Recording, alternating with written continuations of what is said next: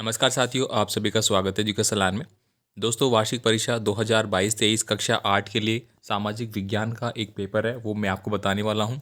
बहुत ज़्यादा इंपॉर्टेंट है, आपको सभी प्रश्नों को याद कर लेना है और लगातार परीक्षाओं में रिपीट हुए प्रश्न में यहाँ पे इंक्लूड किए गए हैं। तो कक्षा 8 के जो भी छात्र हैं उनसे रिक्वेस्ट है, आप चैनल पर नए हैं तो प्लीज़ चैनल को सब्सक्राइब जरूर रखें। साथ ही आपको प्लेलिस्ट मिल जाएगी, वहाँ पर आपको सभी वीडियो मिल जाएंगे। चलिए आप स्टार्ट करते हैं। सबसे पहला क्वेश्चन है, भारत का अंतिम वायसराय था। तो भारत का अंतिम वायसराय कौन था? तो ऑप्शन नंबर ए हो जाएगा लॉर्ड माउंटबेटन। ये अंतिम वायसराय थे और स्वतंत्र भारत के पहले गवर्नर भी यही थे।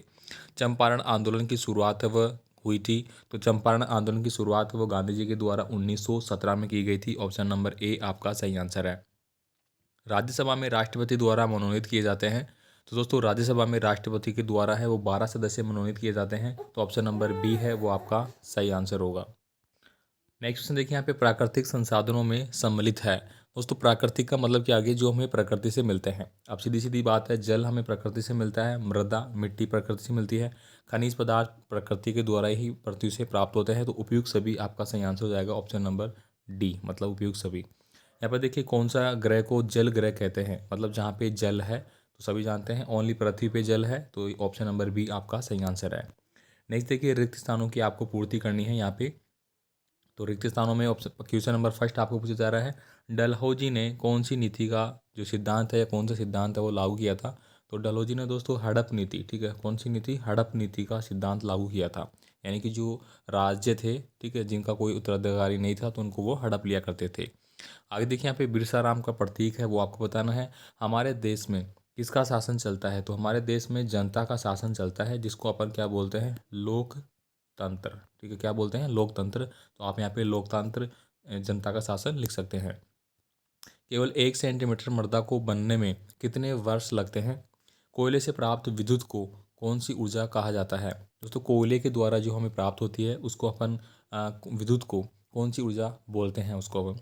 भारत में कितने वर्ष का वोट देने का अधिकार है? तो यह आप सभी जानते हैं, 18 वर्ष का अगर कोई हो जाता है तो उसको वोट देने का अधिकार दिया गया है। यहाँ पे देखिए, सही और गलत का आपको टिक करना है।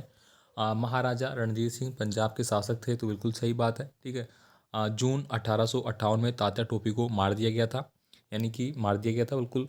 हमारे देश 26 जनवरी 1950 को आज़ाद हुआ था, तो नहीं, 15 अगस्त 1947 को आज़ाद हुआ था। 26 जनवरी 1950 को तो संविधान लागू हुआ था, जो कि कल है। तो आप सभी को 26 जनवरी की हार्दिक शुभकामनाएं एक दिन पहले ही मैं दे देता हूँ। सभी संसाधन मूल्यवान होते हैं। हमारे भोजन में शामिल नमक भी एक खनिज है। इसके बाद देखिए, यहाँ पे आपको मिलान करना है, ठीक है। मिलान करने वाले प्रश्न आप देखेंगे, भारतीय संसद का अंग है। तो भारतीय संसद का अंग कौन सा है? इसमें राष्ट्रपति है, ठीक है। कौन है? राष्ट्रपति।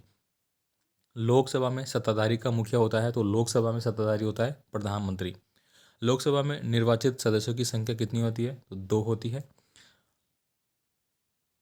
सॉरी, एक मिनट, दोबारा। लोकसभा में निर्वाचित सदस्यों की संख्या, ठीक है, तो लोकसभा में दोस्तों कितनी होती है आपकी? 545 होती है। राज्यसभा में निर्वाचित सदस्यों की संख्या होती है आपकी 243 और मनोनीत सदस्य होते हैं 2। आगे देखिए, यहाँ पे औपनिवेशक किसे कहते हैं? आपको 100% याद कर लेना है दोस्तों ये सारे प्रश्न। बिरसा के बारे में आपको समझाना है। 1857 की क्रांति के प्रमुख नायकों के आप नाम लिख सकते हैं, बहुत इंपॉर्टेंट है ये। 100% आपकी परीक्षाओं में लगातार आ रहा है, याद करने ला आप। धर्मनिरपेक्षता से आप क्या समझते हैं? रोलेक्ट एक्ट क्या है? दोस्तों, हर बार अर्धवार्षिक वार्षिक सभी परीक्षाओं में आया है रोलेक्ट एक्ट। मैंने पिछली बार परीक्षाओं में बताया था। रोलेक्ट एक्ट 1919 का एक्ट था, ठीक है, जिसमें कि ब्रिटिश के द्वारा है वो भारतीयों को कुछ नए अधिकार या नई चीज़ें दी गई थी, जिसमें बहुत सारी चीज़ें भारतीयों को नहीं दी गई थी। यानी कि जो संविधान का निर्माण कर रहे थे या कोई नियम थे उनमें भारतीय को शामिल नहीं किया गया था। साथ ही भारतीयों को अनिश्चित काल के लिए जेल में डाला जा सकता था बिना किसी कार्रवाई के। इसलिए आपने पढ़ा होगा, इसे बिना वकील बिना दलील वाला कानून भी कहा गया था। तो ये सब बातें आप यहाँ पे लिख सकते हैं। जल संरक्षण के 3 तरीके बताइए। तो जल संरक्षण के 3 तरीके आप बता सकते हैं। एक तो दोस्तों जो बावड़ियाँ होती है उनके माध्यम से करते हैं हम।